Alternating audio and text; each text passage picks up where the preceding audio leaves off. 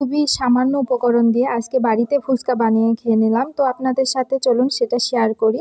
আর প্রথমতই ফুচকা বানানোর জন্য পেঁয়াজ আর মরিচকে সুন্দরভাবে এখানে কুচি কুচি করে নিচ্ছিল। তারপরে এখানে টক জল তৈরি করা রেডি করে নিচ্ছিল। তো টক জলের মধ্যে পরিমাণ মতো লঙ্কা কুচি, লবণ, লেবুর রস, ধনে গুঁড়ো, জিরে গুঁড়ো দিয়ে সুন্দরভাবে এটাকে ভালোভাবে হাত দিয়ে চটকে চটকে মাখছিল আমার দিদি। হ্যাঁ, আজকে কিন্তু ফুচকা বানানোর পুরো রেসিপিটাই করছে আমার দিদি, আর আমি ক্যামেরাম্যান হয়েছি। তো ফুচকাটা কিন্তু টক জল, ফুচকার জন্য যে টক জল সেটি রেডি হয়ে গেছে, আর এখন সেদ্ধ মাখানো হচ্ছে। আর আপনাদেরকে তো বলেছি খুব সামান্য উপকরণ দিয়ে কিন্তু সব কিছু আজকে করা হচ্ছে। তো জিরে গুঁড়ো, ধনে গুঁড়ো দিয়ে আর পেঁয়াজ মরিচ দিয়ে এই আলু সিদ্ধটাকে মাখানো হয়েছে। এতেই যা স্বাদ হয়েছিল তা অসাধারণ। তো এটাও কিন্তু মাখানো কমপ্লিট হয়ে গেছে। তো দেখুন, এর মধ্যে কিন্তু একটু লেবুর রসও দিয়ে দিল আমার দিদি। তো এই যে টক জল আর সেদ্ধ মাখানো হয়ে গেছে। তো এবার আসি ফুচকা বানানোর পালা। তেলটা দিয়ে দিল। তো তেলটা গরম হওয়ার সঙ্গে সঙ্গেই ফুচকা বানিয়ে নিচ্ছে। তো একে একে কিন্তু সবগুলোই ফুচকা ভেজে নিচ্ছিল আমার দিদি। ওইদিকে আলু সিদ্ধ আর টক জল রেডি করে এদিকে আবার ফুচকা ভাজতে চলে এসেছি। তো দেখুন বন্ধুরা, কত সুন্দর কিন্তু ফুচকাগুলো ফুলছে। আর কি এই ফুচকাগুলো একটু নরম নাকি বুঝতে পারছিলাম না, কিছুটা ফুলছিল আবার কিছুটা একেবারে ফুলছিল না।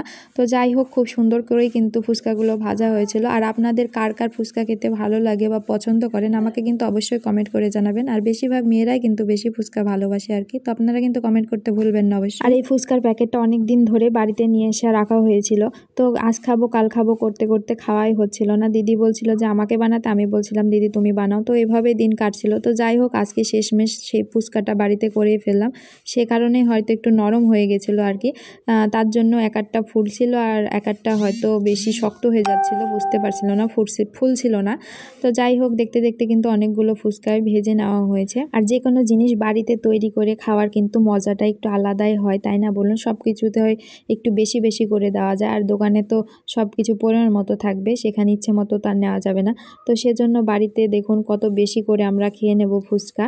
সেজন্য অনেকগুলো ফুচকা বানিয়ে নিচ্ছি আমি, আমার দিদি। আর আমরা কিন্তু এখানে ছিলাম 4 জন। তো কেউ ক্যামেরাম্যান, কেউ আশপাশে, অনেক মজা করে আমরা ফুচকার পার্টিটা করেছিলাম আর কি। তো এই যে ফুচকা টুচকা নিয়ে এখন আমরা বসে পড়েছি।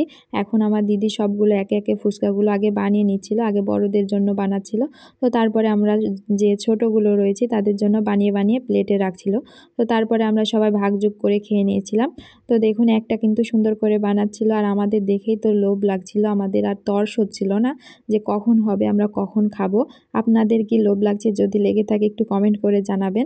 আমরা তো ভিডিও করছিলাম আর ভয়েস দিতে গিয়েও এখন মনে হচ্ছে যে কখন আবার যদি খেতে পারতাম, যাতে করে ফুচকাগুলো একটু তাড়াতাড়ি রেডি করা যায়। সেজন্য আমি একটু হাত দিয়ে ভেঙে ভেঙে দিচ্ছিলাম, আর আমার দিদি সব পুরগুলো ভরছিল। তো যাই হোক, এভাবেই করতে করতে আমাদের সবগুলো কমপ্লিট হয়ে আমরা খাওয়া দাওয়া শুরু করব। তো আপনাদের এই ভিডিওটা কেমন লাগলো? যদি ভালো লেগে থাকে তো একটু লাইক কমেন্ট শেয়ার করবেন অবশ্যই। আর বেশি বেশি করে আমার ভিডিওগুলো দেখবেন। আর আমরা এদিকে ফুচকা খেতে থেকে আপনারা আমার ভিডিওগুলো দেখতে থাকুন। তো সবাইকে অনেক অনেক ধন্যবাদ আমার এই ভিডিওটা দেখবার জন্য।